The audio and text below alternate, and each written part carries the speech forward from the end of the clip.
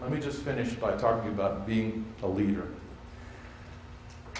I love Romans 12:8. We all have different gifts. If it is encouraging, let him encourage. If it is contributing to the needs of others, let him get generous. If it is leadership, lead with all diligence. And leaders have to work out their gift of leadership. And a big piece of that is learning to be an effective change agent.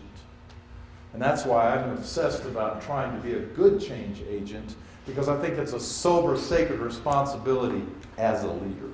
Make sense?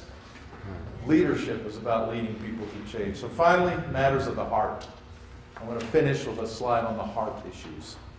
Because I have found in leading change, so much time it comes down to leading people from A to B. You know what you're leading? You're leading their hearts from point A to point B. And until you get their hearts, they're not going to follow. Ephesians 4:2, be completely humble and gentle. Be patient, bearing with one another in love. That is a great verse for change. Because it takes a lot of patience. It takes a lot of humility.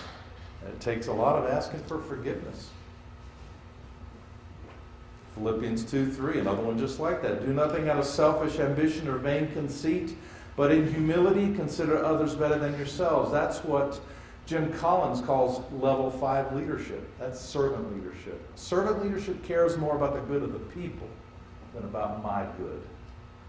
And servant leaders are the best change agents. And finally, Colossians 3:12 and 13. Therefore, as God's chosen people, holy and dearly loved, clothe yourselves with compassion, kindness, humility, gentleness, and patience. Bear with each other and forgive whatever grievances you may have against one another. Forgive as the Lord forgave you. I have learned in my ministry of change, I often have to admit I was wrong, and I often have to ask forgiveness. You know what? It was the right decision, but I didn't handle it properly. It was the right thing to do, but we really screwed up the process. I'm sorry. I'm sorry goes so far. Did you see that article the other day in the papers about how executives will never use the words I'm sorry anymore because they're afraid of being sued?